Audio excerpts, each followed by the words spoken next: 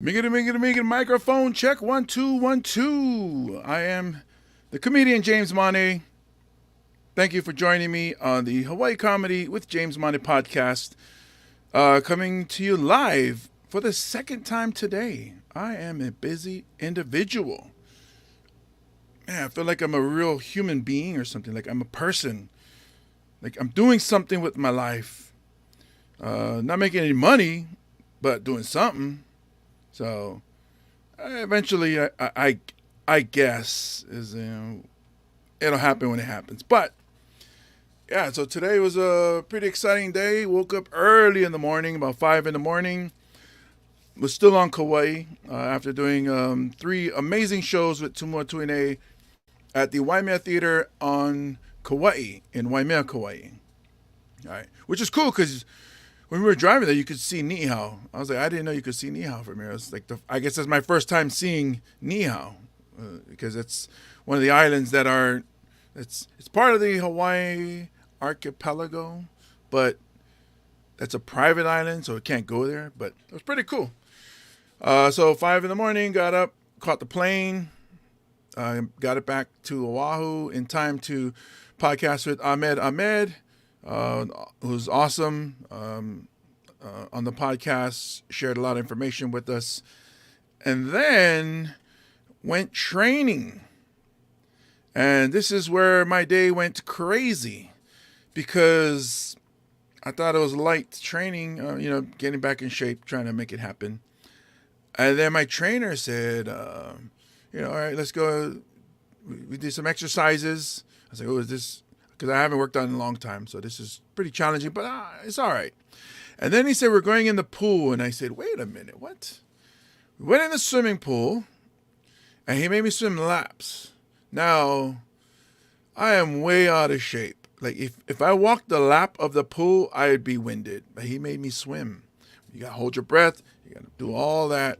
Oh, my goodness. He said, you know how to swim, right? I was like, yeah, of course. I mean... He said, what's your favorite stroke? I was like, oh, doggy paddle? It's like, no, swimming. I was like, yeah, I mean, it works, right? I stay afloat. It's like, oh, no, we're going to swim. I was like, oh. So I had me do breaststroke. And because I haven't swam in a long time, I was underwater. And the breathing was just off. Like, I didn't know how to... Okay, so let me preface this. The last time I swam, I almost died. So the panic came in and it was pretty heavy. Because underwater, I'm like, oh, snap. This is just like when I was in Portland, Oregon, and almost drowned in the Deschutes River. So I said, oh, man. It took me a few tries to settle down and remember, like, oh, yeah, I used to love swimming. Hold your breath, and are you floating? But it had me I was after I got the hang of it, I said, oh, that's right. Calm down, because when you panic, that's when you sink. That's when you fail as a swimmer. So relax and swim. But then, out of shape kicked in, and I was like, oh snap! I need air right now before I pass out. So couldn't do a full lap without stopping because I was gassed. Only did 3 laps, so it's the beginning. Thank you to my trainer, who is patient. So his name is Darren. I will be posting on Instagram about our adventure, and he's been taking some candid pictures of me struggling. So those will eventually start popping up on Instagram. You can go ahead and follow me on Instagram at comedian James Money. If you are not already, I'm pretty sure you are. So. I would say, I think we should maybe we should start the show.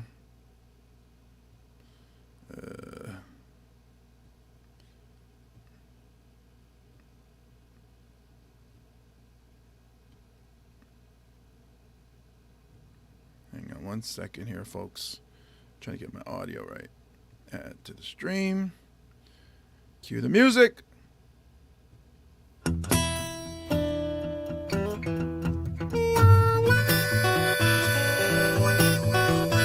Live from the middle of the Pacific Ocean, it's Hawaii Comedy. With your host, James Money. Island days, clear blue waters, and mountain ranges and dancing daughters. I can't get enough of these island days. Won't you take me back to Honolulu? Yeah, that surf is high and I am too. Sing songs all night long. I'm living these island days. Oh, they told me not to fall in love, but I just could not help myself. Oh, I missed my flight again. I was sleeping here with my new friend. Oh, yeah. Island days, clear blue water, mountain ranges and beautiful daughters. Yeah, I can't get enough of these island days.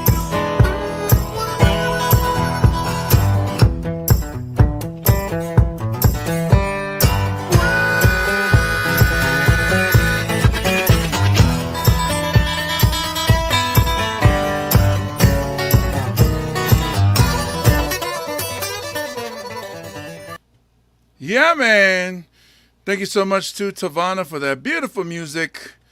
Lovely music. Go if you guys want to find out where you can hear more of his music, you can check him out on Spotify, YouTube, Apple, or you go to his website, Tavana808.com. Tavana is a multi-instrumentalist from Honolulu, Hawaii. He uses electronic drum triggers to lay down a variety of grooves with his feet while simultaneously playing guitar, banjo, lap steel, ukulele, and singing soulful island-inspired rock and blues. Check him out, Tavana808.com. And if you guys checking out my shirt, this beautiful shirt here, this is from Oahu Golf Apparel. I love this shirt. Oahu Golf Apparel, go check out their website at oahugolfapparel.com. They make hats, t-shirts, and golf accessories, and they're all locally produced here in Honolulu, Hawaii. They offer fun, stylish activewear for on or off the golf course. I don't golf, but I love wearing these shirts. Make Oahu Golf Apparel a part of your game. The reason I like this shirt, first of all, they make 6 extra large. They have my size, 6 extra large. The shirt is comfortable, it's cool, it's stretchy. If I was to, need to work out, I could. But it's very stylish. So, and it has a collar, so you can wear that, you're on your at your job, or you can wear it someplace that requires you to wear a collar and still look good. So, check them out, oahugolfapparel.com. All right, let's go to the comedy corner. We got some people already in there. Priscilla, hey, welcome to the show. See the love. So it's a fellow Nali'i. Man, I won't say when she graduated because then they'll be, I don't want to put your age out there, but she graduated at a good time. And she's a really good friend, Nali'i. Good to see you on there. And we also have Kevin Chang signing in. Good music. Yes, Tavana, amazing. I love his music. That's why when I was doing a podcast, I was like, I got to get some of Tavana's music. Proud Nali'i, represent. You cut my wrists, it'll bleed green. All right. So, ladies and gentlemen, thank you for joining us. We have a special treat. Not only is this a local comedian that's been doing comedy here on Oahu for a long time, but he's also a friend. And somebody I actually respect because he is such a cool dude. And he's probably like, oh no, don't hype it up that big, but. Not only is he a comedian, he's also a professional poker player. Now, that's something that I cannot do. So when I meet somebody who can do something I can't do, I'm like, wow, you're amazing. I can't, well, I'm pretty sure I can lie, but then I'll probably give the bluff away. I don't know. But also, he's a really cool cat. Ladies and gentlemen, help me welcome to the podcast, Joel Kop. Joel, what's up, man? Let me unmute your mic there. Hello, everybody. There you go. There we go. You muted yourself. So Joel is filming a series of Honolulu cab drivers. He's I he's got in his car. right now, making love. We got each of our own hustles. Listen, so I don't live in my car. First off, I want to tell everybody straight out. There's a dog in the house where I normally would do this. I just felt it would be better to have ambient car noise and a dog barking. Don't judge me. And you got your cool spotlight. So Yeah, I got all the podcasting equipment. You can learn a thing or two. Like the 2014 Toyota Prius is actually the best place to podcast. and also, I guess would it be okay if I told him what you do in the car, like for real sometimes, or? I mean, I can tell you, like you were saying before, that I was a professional poker player, which is very true. However, the COVID situation and other things basically made poker. You can still be a professional poker player, but it's like really hard now. There's just not enough money like there used to be. So I came back to Hawaii at near the beginning of right before COVID started getting really bad, and I started driving Uber and Lyft, which for many people is a last-ditch desperation move, and it was for me too. But then I discovered that Hawaii, Honolulu specifically, pays more than like anywhere else for Uber and Lyft. And I made pretty good money doing poker. I made almost as much doing Uber and Lyft, which maybe I wasn't such a good poker player then, right? But I thought I did pretty well. I was making 6 figures a year doing poker. I made 6 figures last year doing Uber and Lyft. So, Man, in Hawaii. I'm doing, and I'm making 6 figures doing stand-up comedy. If you add 6 figures after the decimal point, then so I'm in the wrong business. Let's see here, Comedy Corner. See Safari Muses. Hello to Joel and James. How's it going? People tuning in. Yeah. So thank you guys for tuning in. So, talking about poker, since we're there, like, so for me, I'm horrible at poker, and I think it's because I watch too much fake poker, like movies or TV, and I'm always like, no, you always go all in right away. And I remember you was telling me where majority of it is just buying time, or It's a game of patience primarily. Like most of what you make in poker is less to do with your own genius and more to do with your opponents being stupid. That's really it. The genius is identifying the really stupid people and taking their money. That's really the key to poker. Not stupid, but like they just don't know any better. They're not good at hiding their hand, kind of a thing. They're drunk, that kind of stuff. So is it like do you go out to tournaments, or do you go to places where you're finding out that there's going to be a poker games set up, and then you go there and you try to win money that way? How do you choose where you go? That depends on what's happening. Like when I was playing poker in Los Angeles, I was primarily a tournament player. But on the side, if I got knocked out of a tournament early, I would go and play a cash game. Now, the difference between a poker tournament and a poker cash game is in a poker tournament, you pay an upfront fee for the tournament, like $200, let's say. All that money goes into the prize pool, right? And first place usually receives almost like 30% of that. So if the prize pool is $10,000, first place would be like $3,000, right? And so you can only lose that $200 that you put into that tournament. If you lose, you're knocked out, you're done. But in a cash game, you can keep putting in money and lose a lot if things go really badly. But you can also win more consistently than in a tournament, because it's very hard to win a tournament, like extremely hard. Yeah. So I did tournaments though, because when you win, even when you make the final table, like the final table is the final 9 players out of usually several hundred players. And what really got me hooked on poker tournaments was that for every player eliminated at this final table, you make money, right? So if there are 9 players, one gets eliminated, you might jump your prize to, $2,000. The difference between 9th place and 8th place would be $2,000. So I remember the first final table I was at when I started playing poker, I was down to 5 players. Pretty good amount of money on the line at that point. First prize was, I think, $280,000. Wow. Yeah.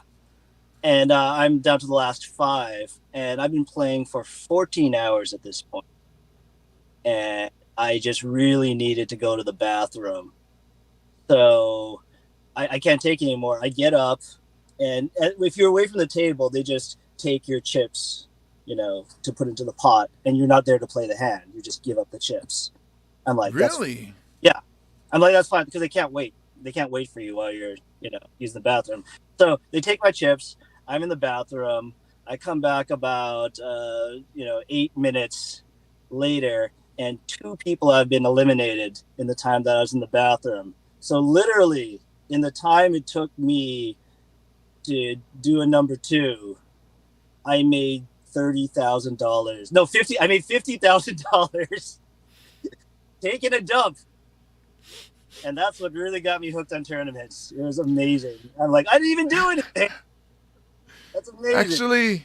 Actually, you were doing a lot of things. So you went and that is the. Sometimes the best move in that game is to just take a crap. Right. So they were playing poker. You was playing craps. You was like. Yeah, I was. Win-win, Dave. That's like so. If anybody ever asks, hey, what is the best amount of money you ever made? I said, well, once made 50 grand just taking a shit. What have you done with your life, LeBron James? So yeah, that was good.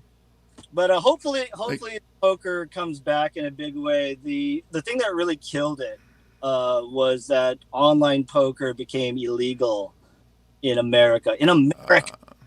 Right? And what president did this happen under? What president do you think this happened under, James? Let me say Obama. You got it right. It was Obama. It's the one real criticism I have is that online poker just decimated online poker. Come on, Barry. Yeah. You're ruining the game, Barry. Messing with my money. I know. I'm trying to get him on the podcast, so we'll see if I can tell him. You know what you did to my friend who takes shits for 50 grand? Who do you think you are? Next on the show, President Obama would go from a guy in his car. That is something. And then I pull you in. I text you. I say, hey, go get in your car. And you're, where am I going? I say, no, we're podcasting. I got Barry on the line. Like Barry, you son of a bitch, Barry. Oh, God damn it, Barry. We went to the same school, him and I. There's another funny thing about life. Me and Tamua, and President Obama all went to the same school in Hawaii. And you're Punahou too? I know. They're disappointed in me as well. No, I'm like, aren't you part of that network of Buff and Blue that helps to push all of their alums up? No. What's your problem, Joel? What did you do? I went to reunions and stuff, and then I just got tired of it. It's pretty much all it was. Maybe that's how you got the 50 grand for taking a shit. It was like, hey, it's Punahou, so this is what we do. But you never know where life will take you. You know what I mean? Like this has been blowing my mind the whole week. Speaking of presidents, that the president of Ukraine right now, Zelensky, it was himself a stand-up comedian not even that long ago. Like he was a stand-up. Sorry, what happened? He's a stand-up. Yeah, your car. And what happened was was Russia said, "Hey, he's talking about Ukraine president. Let's shut off that light." Oh, those Russians, man, it's diabolical. The sanctions never stop. The light on my Prius. Oh, It is, they got into the computer and they hacked your computer and shut off your light. but like we come up through the open mic scene here in Hawaii, and you're just talking about hey, I might get President Obama on my podcast. Meanwhile, this guy who's also a comedian is the president of an entire country. Yeah, he's and he's in a war with Russia. You think at some point he's thinking to himself, man, maybe I shouldn't have gone to that open mic all those years ago. Who would have thought? Who would have thought doing that dick joke would lead to this? That's what he got popular for. I'm sorry, should I not say that word on the podcast? No, you can. It gets bleeped out on YouTube. What the hell? No, YouTube or Facebook. They bleep it out. They bleep it out themselves. So I guess there's a delay. Yeah, I guess there's a delay, and the software picks up the bad words and then blanks it out. So. Oh, I got it. Okay, there we go. I'll try harder. Comedy Corner. Ever played poker in Chinatown? I didn't do it in Chinatown because I'm soft. I'm used to casino poker where there's zero chance you're gonna get robbed afterwards. You know what I mean? I just got used to that. I played in a few house games in Hawaii, and they were on the up and up, but they're not around anymore. And it's hard to find an underground game that you can trust. Honestly, right. Yeah, because my dad would play cards.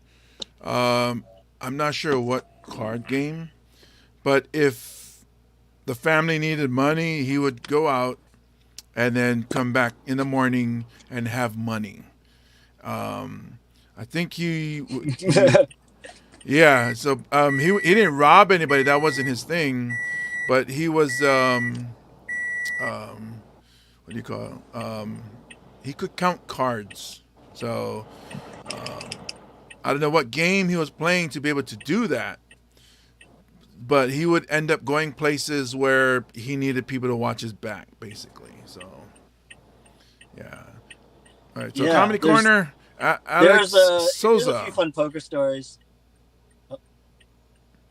No. Somebody's saying that they played in the main event last year of World Series of Poker. Lived in Vegas 5 years, always good times.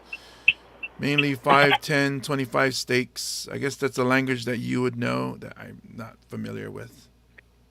Oh, there we go. Hello? No, I hear you. So it's okay. He's lived in Vegas for 5 years, always played 5, 10, 25 stakes. I'm not sure what that means.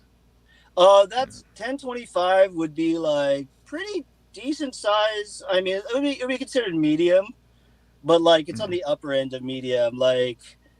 In the 10-25 no limit poker, the typical buy-in is between $25 and $100 and $5,000. Oh wow! So you gotta have money before you even make money. That's medium stake. You know what I mean? Big stake is $20,000 on the table. I was a medium stake guy when I was in LA. Big stake was just too scary. Because in LA, you got these guys that are millionaires. They don't give a crap. So they'll go all in with something. And if you get unlucky, you are just, done. So I would grind my way slowly into a bankroll as opposed to. Though I did play with, James Woods, believe it or not, pretty regularly. The actor? The actor, yeah. He played a kind of low-stake game it was a weird poker game. It wasn't Hold'em. It was this game with high and low hands and 5 cards. It was a really wacky kind of game, but he really liked it. And we played all the time, just a regular guy. Except one time I remember, I never really acknowledged that I knew who he was.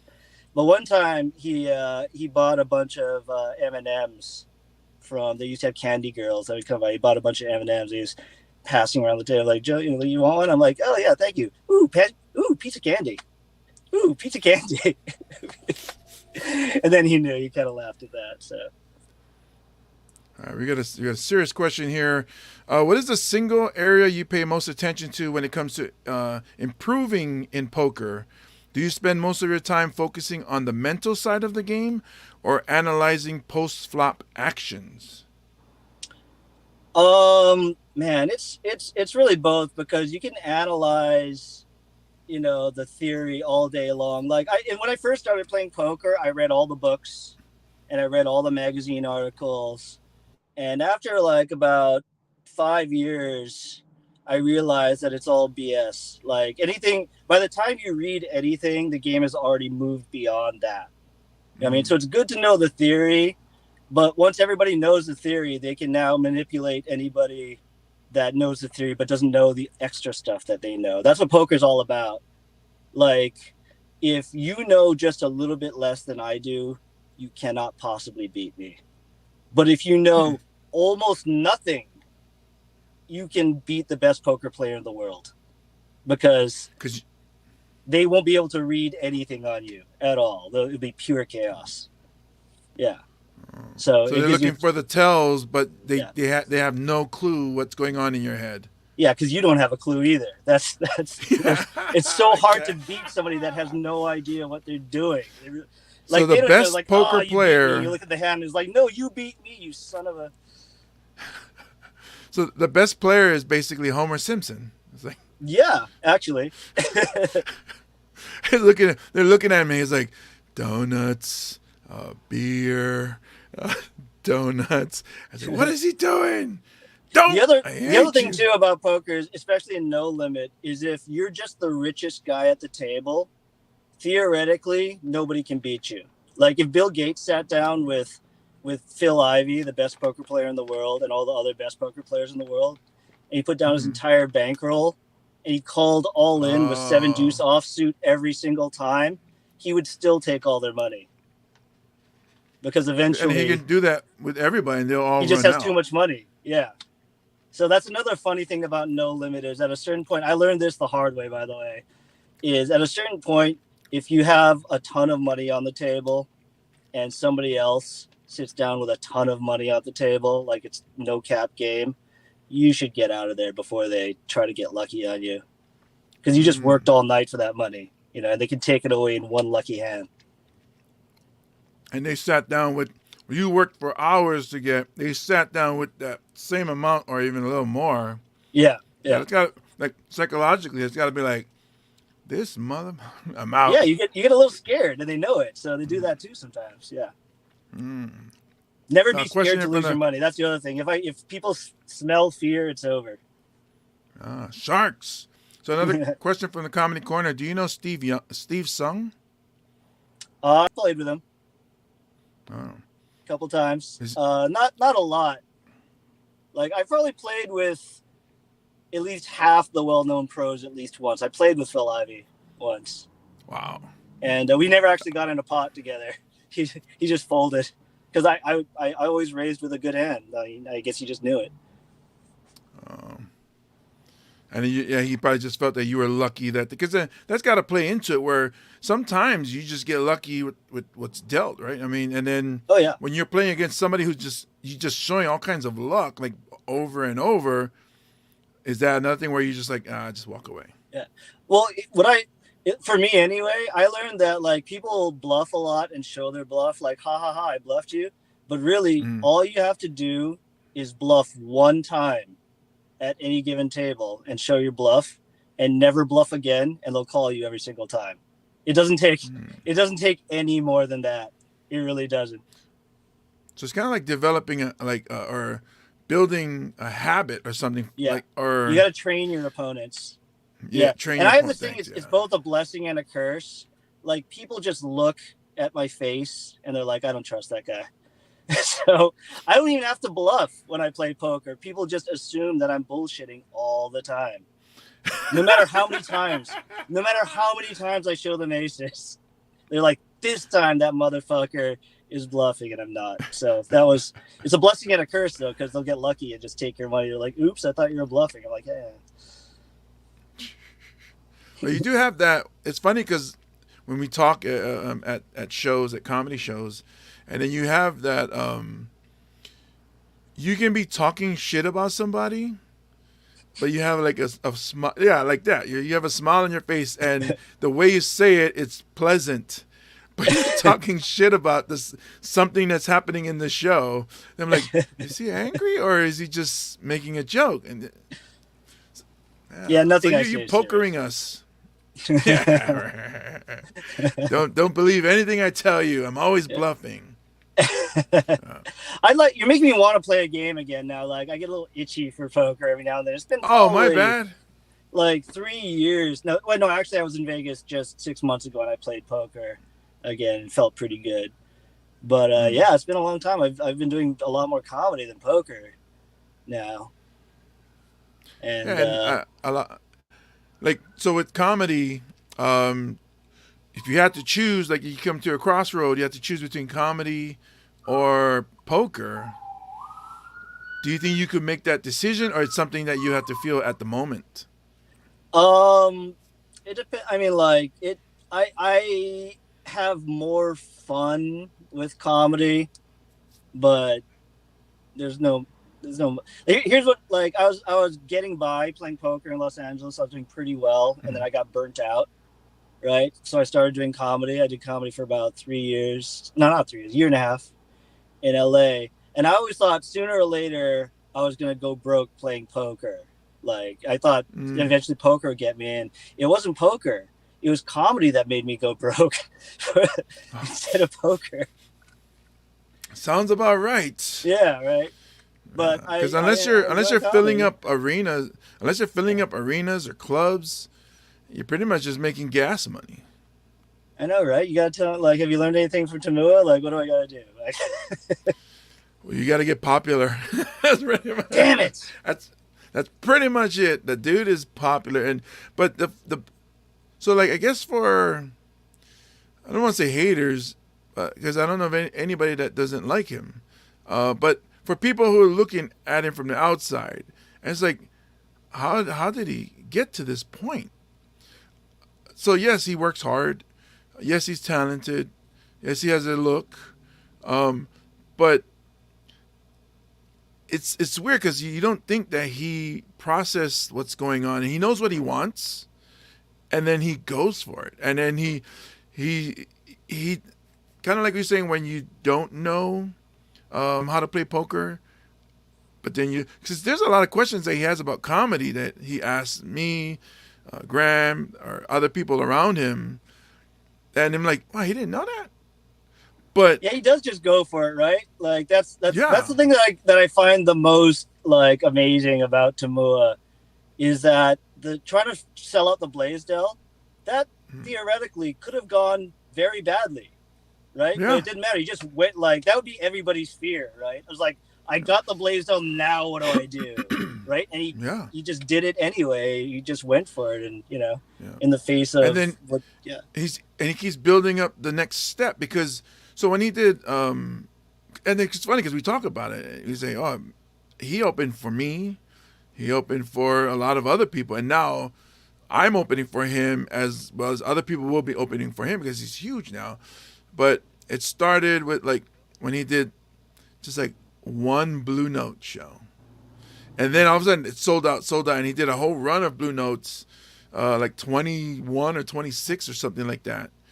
And then it's like right after that, just months later, to jump into the Blaisdell, and it's like, so he was under pressure, like, oh, I need to come up with new material, I need to work on my material, because now all those people that saw me at Blue Note is going to see me in the Blaisdell. But it was a lot of people, like new people. And then after that, he's like, okay, now I'm going to go tour the state. Now, the next step, now I'm going to go and tour the mainland.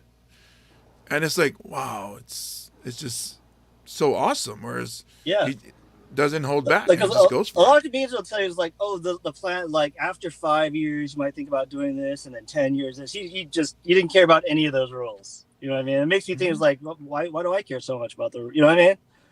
Like, I might as well plug this idea that I've been pitching to comedians. I pitched it to you too, and I think I might do this over the summer. It doesn't have a name yet, but for everybody listening, this is the show that I'm going to try to get made over the summer. It's going to be 3 local comics, 3 of the what I consider the top local comics. Everybody does 30 minutes, and you film it like a special. So like, James, you just did your special, right? And I would love for you to be one of the first on this show. Just throwing it out there if I get it put together, and then we'll all have like, you know, a comedy special type thing that you could get, you know, put it on YouTube. You could you know, you could sell it, or you could just leave it as an audition type tape. That's how I like. That's the thing that Hawaii comedians don't have enough of, is just pure content, and I want to like change that and make it so we have more content. You know, and I'm totally at fault too. I'm as lazy as any other Hawaii comedian here. Like, you know, it took Tamua, honestly, to light a fire under my ass a little bit. It's like, I got to do more, you know? Yeah. And the guy there's nothing telling him he can't do it. There's nothing saying, no, don't do it. It's like he comes up with an idea and he says, oh, let me go do this. Nothing tells him no. So that a lot of us, you know, in where we're at in our scene is, that'd probably be dumb. You know, we kind of keep ourselves down. We don't say, let's see what happens, you know. And it's funny because Tumo has that I don't want to say little boy, but you know, he has that that innocence of a child that is like, oh, I'm going to be king of the world. And then you just go, you know, okay. I mean, that's truth be told, every boy is a little boy to you, James. I can't. Yeah. Who isn't a little boy next to James Mane? Only Johnny Sparkles. That's the only one. me and Johnny Sparkles, Johnny!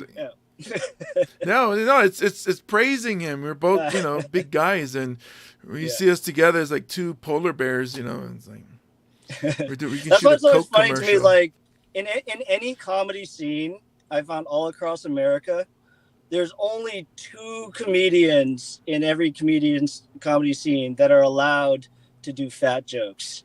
Everybody else is not fat. You know what I mean? Like you see a guy that's kind of chubby do fat jokes, and then you see the real fat comedian come on stage. This is true Not because that you're fat. Not that either of you are fat. I'm not. Yeah, you're just making a point that in other cities and other states, right? I get it. Even though I just mentioned the 2 that you're talking about, which is me and Johnny Sparkles. I didn't say that. But, I didn't say it was you, James. Yeah. No, because I can say it. I can say it because I'm one of them. You can't say it. But I've always said it, man. You know, it's like, you know, people ask me, you know, what happens when you start dropping away? It's like, oh, I won't be funny anymore. Because, you know, nobody likes a skinny clown. Everybody likes that fat, jovial guy who tells jokes. That's going to be funny. So once I lose the weight, you know, I have to find something else to do. You have to not lose so much weight that you lose your comedy, but not gain so much that you die. It's, you know what I mean? Like, well, it's just like Fluffy. I mean, because his face is his logo. Yeah. Gabriel Iglesias couldn't lose too much weight because then his face would look different, and his, you know, iconic logo wouldn't be the same. Yeah. Basically, in comedy, whatever persona you had, like right when you got really popular, you have to be that forever, from that point forward. That's why, like, guys like T.J. Miller. Like, I wonder if T.J. Miller, like, he just decided, I'm going to be the wild, crazy guy for 1 week, and it got him really popular. It was like, oh, I got to be that forever, damn it. Yeah. Like, you can't even take a break, not even in public. You just always got to be insane. Or Tom Green, right? Tom Green had to be crazy everywhere he went. Yeah, or Zach Galifianakis. I mean, it's like the first impression, and the person likes you, or say if it's a producer or your boss at your office, and they see you and they're like, oh, you're the comic relief in this office. All right, you're gonna be that for the rest of your career. Yeah. Like Louis C.K. and now he's got a masturbate in front of everybody. You know, it's like whatever it was. No, I love Louis C.K. Louis C.K. was actually my, like, I hope this doesn't get me canceled. He was actually one of my first comedy influences. It's like, it's a very difficult thing. It's like if you were, I don't come from that generation, but for some people, Bill Cosby was their like greatest comedy influence, and that's got to be like the hardest thing to come to terms with. You know what I mean? Because it's not their fault. You can't blame them. You know, right. Unless they're still supporting him now, right? Well, see, so like going back to what you're talking about, Louis C.K., for me, was one of the best writers of stand-up comedy that, you know, for me, I was watching him, I was telling a group of friends this joke that he has. It's like talking about the hot chick in the club, or there's whatever social media influencers or whatever. But he was talking about the hot chick in the club, and then they're dressed up a certain way, and they're like, they have a certain way about them, and there's like, what do you do? I say, oh, people just want to fuck us. And it's like, yeah, that's pretty much it. That's the reason you're popular. It's the reason you're famous. Yeah. Because guys want to have sex with you. And at least it's something like that. But that was one of my favorites. Basically, so like that's one of the reasons and then a lot of his jokes are like that, where I'm like, why didn't I think of that? Like it's so simple, but that's true. That's why that is that way. And it's just the simplest thing, the simplest explanation. It's like, man, why? So that's what I try to find as far as writing goes. But that's that's one of those things that it just hits you. You do TikTok though, like I haven't. I'm like, I feel like I'm becoming the old guy now, because you still do TikTok. You've kept up. I haven't. Trying to. Because I hate it. I remember not so long ago in 2012, there was a little app called Vine, and yeah, I like Vine. I moved to LA, there in 2006. By 2016, at every open mic in LA, there'd be at least 3 former Vine stars just trying to claw their way back. You know what I mean? And it's like, is TikTok going to be the same thing? It seems like it's more popular, but you know how things are. Yeah, and I hate TikTok. Because it's is it random? Is it random, or are they selecting what they want to show?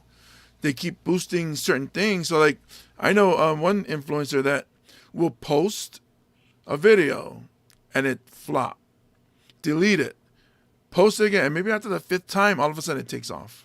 So like, what was the difference? Why did that? Why now? Yeah, well, they have like representation. You mean the influencers? I think TikTok probably boosts anybody that's with any kind of an agency, et cetera, et cetera, et cetera. Do you think you can still organically like break through and become viral now, or do you think it's gone past that point? I can see it with Instagram, not so much TikTok. Yeah. People will say people don't talk about this enough. Yeah, also here, Reese Paul is chiming in. Length of content. So Reese Paul always doing dick jokes. Sorry, my little chuckle there. But Reese Paul also a TikToker. Yeah, but so when people think they have a hold on the algorithm says no, you don't. And then just so like I know I have a friend who has a video that was viewed 4 million times, and it's chasing it because it doesn't it never happened again, and it was doing what all the influencers were suggesting, which was find your niche, explain in the beginning, try to get them to so it's always the people that say they figured it out, and then you look at how many followers they have. It's like, doesn't look like you figured it out. I'm one of them. Graham was like, Graham Elwood. I told him, I said, you should get on TikTok. It grows fast. It's this, it's that, and this. You can get millions of views. And he's like, all right, reluctantly got on it. After me and Tumua kept talking to him about it, he finally got on it. And then maybe like his 8th video gets like 4.5 million views. And then he's like, dang. wow, you're right. And yeah, he gets 20,000, not 20,000 followers. And he's been chasing ever since. The next video, 1,000. The next video, 600.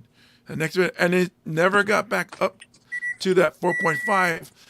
He deleted his video. He didn't delete. I'm sorry.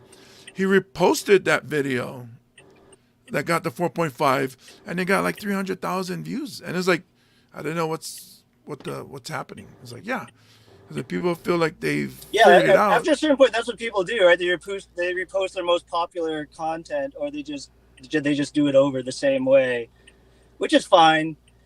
I just wish that like it started coming out. It seemed like it sounds like you're on a CB radio now. Coming down. Oh, there you are. And here we are, right back where we started, almost, right?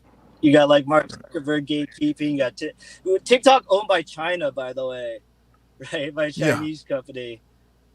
So, like, if you've ever face swapped or whatever, they own your face.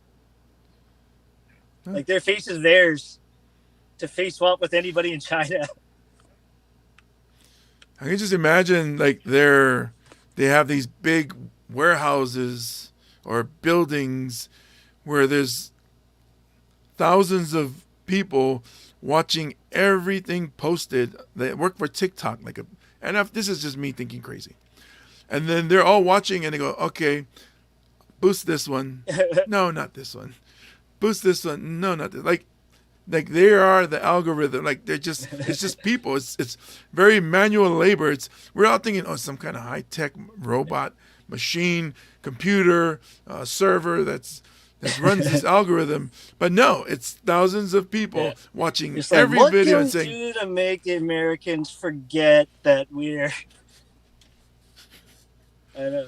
What can we do to get them to show us where they're like? This will make Americans dumber. Let's do... Yeah.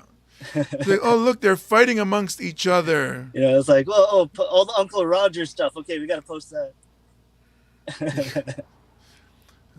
But yeah, I do Instagram too now. So mostly. funny. Like so you're telling me I shouldn't get into TikTok if I haven't already done it? No, so I hate it because it doesn't work for me. It's like one of the things with gambling for me. I can pick football games and say this team's probably going to win. It's going to make the spread, or this team's not going to make the spread. As soon as I put money on it, I lose. Yeah. But I can talk about it. But when I actually bet, I lose. So with TikTok, I wouldn't tell you not to do it because you never know. You might find something that hits. Me? No. It just... But see, that's what I'm afraid of. I'm afraid of I'm not going to like the thing that hits. Like one day I'm just going to be like, I'm gonna smash a bunch of bananas with my feet, and I'm like, oh my god, 6 million views. I guess that's my life now. You know what I mean? Like, well, you never know. I've seen some things that get popular that are like you would never guess. No, I've seen them. I'm one of those people that at night before they go sleep is scrolling through TikTok. If it's not me, I can hear somebody else doing it. Or even the songs, they come on the radio. I'm like, that's a TikTok song.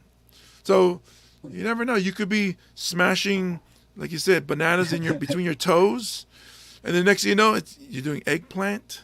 Next thing you know, you're doing papaya. Yeah. I should try it. I don't have pretty toes and the next either. You're on OnlyFans, right? You're on OnlyFans. Actually, if you hit it what big, happened to me? I just wanted to smash. If you hit it, if you hit it big on TikTok, you don't really need to go anywhere. I think what they do is they try to get you to YouTube, but you're big on TikTok, you're big. Maybe I should do that just to see what happens. This is what's happening in the Joel Kop episode. We're going to see you or me. Do you want to do it, or we both do it and see who gets more followers? We'll challenge it. You do it on TikTok. Like smashing fruit? With your feet and your toes. Oh, like 100% you're going to get more followers than me, though, for smashing fruit. Like, you just got the fruit smashing body going on. Like nobody wants to see a small Chinese guy doing it. They want to see you sitting on fruit, smashing it on your head. Right? Oh, here's what I'll do. So that it's a team thing. That guy cracked a whole so I'll do the coconut with videos. his head. So I'll do that. I'll do that with my feet. And then at the end of the clip, you come on, you be like, emotional damage. Or you come up with something to say at the end of it. So let's make it happen, man. Let's do it. Oh man. Okay. Oh, okay. Speaking of Johnny Sparkles, actually, like, if you're gonna get a small Asian person, Clarice. Clarice would be a great person to do fruit smashing videos because her feet are literally the size of like toddlers' feet. Like, dudes would go wild over that shit. She would get a million now it's going weird immediately. Okay, true, but now it's getting weird because look, Joe, we were two friends talking. That's how you get the we're followers. in a dorm room. You get all the weirdos. It's the niche. That's what niche is. Right. It was supposed to be a fun thing that two dorm room roommates saying, where's the "Yeah, Castle let's Joel do it, Kop man." hashtag coming up? Okay. And then now he's like, "Oh, let's get the little Asian girl who's cute to do it." It's like, okay, now it's weird. So you pushed it over the edge, Joel Kop.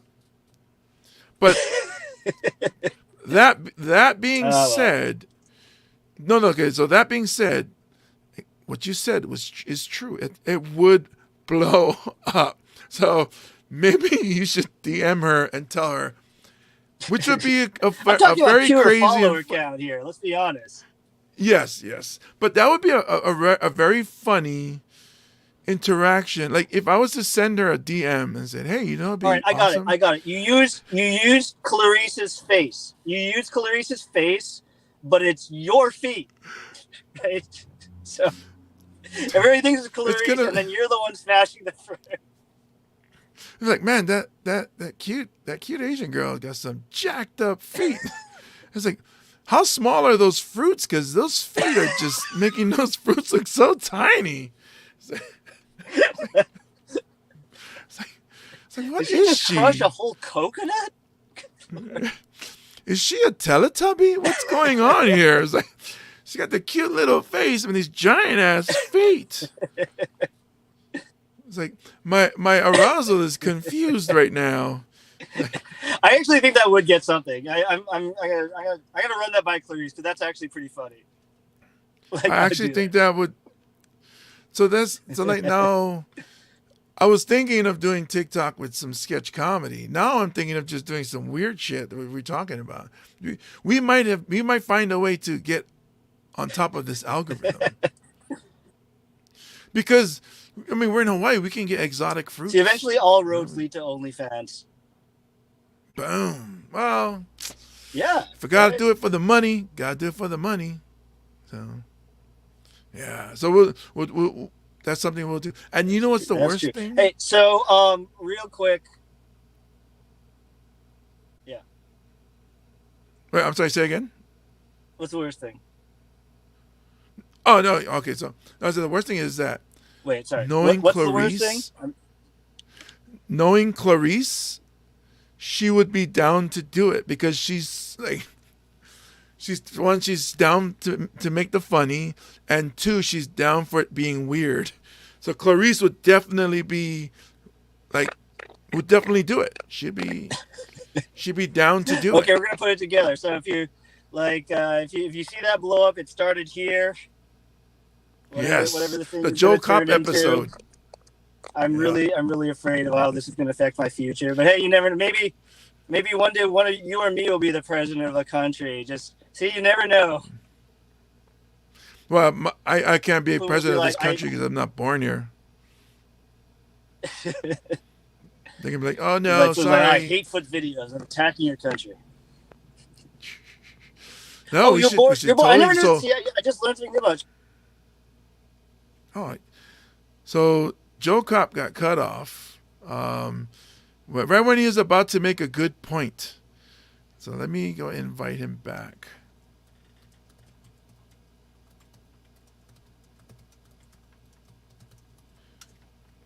So I guess this is a new show, a new comedy podcast of doing comedy in cars, doing podcasts in cars with comedians. It's so funny, right on point. So earlier in the episode, I was saying, because Joel was talking about the Ukrainian president, and then his light went off, like turned off on its own. He's like, "What happened?" It's like, "Man, it's like Russia just hacked into your car and put some sanctions on that light." Yeah. Big Fruit heard what you guys were up to, right? Big Fruit. Del Monte was like, "No, we must put a stop to this. You will not harm our fruits." Right? Deuces. All right, the Comedy Corner. We got some funny people in there. So Reese Paul is saying, hashtag canceled Joel. Johnny Sparkle is saying, Big Fruit heard what you guys were up to and canceled it. See, Safari Muse says, deuces. Man. It's so funny because if you guys just joined us to catch you up, and earlier in the podcast when Joel Kop was talking about when he was a poker player and he had to take a break and use the bathroom, and he went to take a dump, came back, and 2 people got eliminated, and he earned $50,000. So that was some costly shit, if you will. Well, not for him, but for the casino, I guess, or the people who are playing against. So Joel Kop is a stand-up comedian. He's a very funny guy. I'm not sure if he's going to be able to get back in. He had some technical difficulties because he was in his Prius. So I hope his battery didn't die and his everything just conked out. Was it a Prius? I think he has an electrical car. Prius, I think. Anyways, so he's been canceled by Big Fruit. But he does stand-up comedy here in Hawaii. Go find out where he's performing. You can follow him on Instagram at RounderKK. So go to Instagram and search at RounderKK, and you can find out where he's performing. Very funny guy, very clever, very likable person, but can get pretty edgy too. So funny guy. Let's see what the Comedy Corner is saying here. His people are supposed to be better with technology.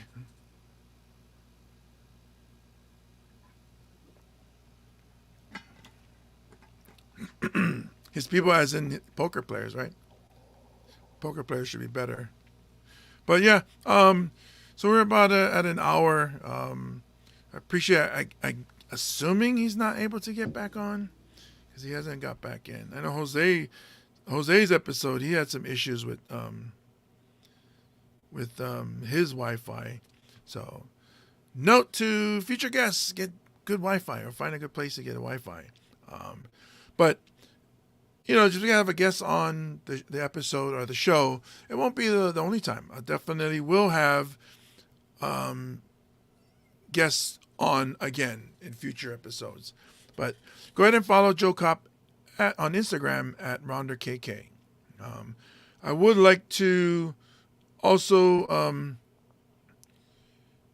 remind you guys that March 11th, this Friday, at Next Door, Comedy U Hawaii is headlining Kenny Kusaka.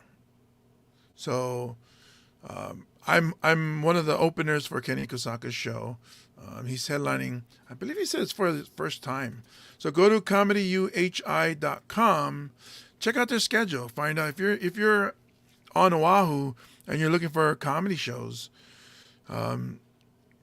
Comedy U Hawaii does a lot of comedy shows. I'm going to be performing Thursday at Takeria in Kapolei at Kamakani Ali'i.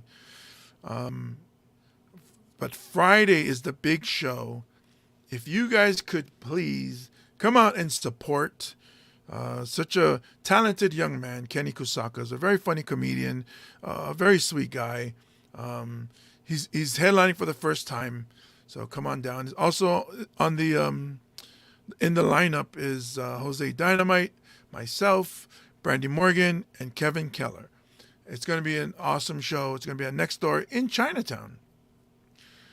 Show starts at 7:30. Doors open at 6:30.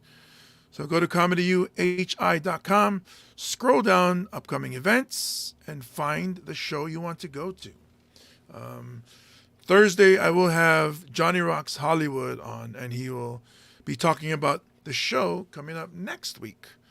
This week, Kenny Kusaka headlining. Be there. I'll be there. It'll be a great time. If you're not there, then something wrong with you, man. Just something wrong with you, because you're going to miss out. All right. So let's see the Comedy Corner. Thank you guys for tuning in. I apologize for the technical difficulties that's caused Joel Kop to get booted out of the system. But if you guys have any questions, now's the time to hit it up. If not, I'm going to sign off and thank you guys for tuning in. So 5, 4, 3, 2, 1. Okay, no questions. Cool. Because it's been a long day for me. Flew in from Kauai, did a podcast, went to work out, doing another podcast. Unfortunately, couldn't finish it properly. But remember, folks, that I love you guys, and you guys are cool. Until the next time, I got food downstairs, so you know what that means. Yep, I'm out.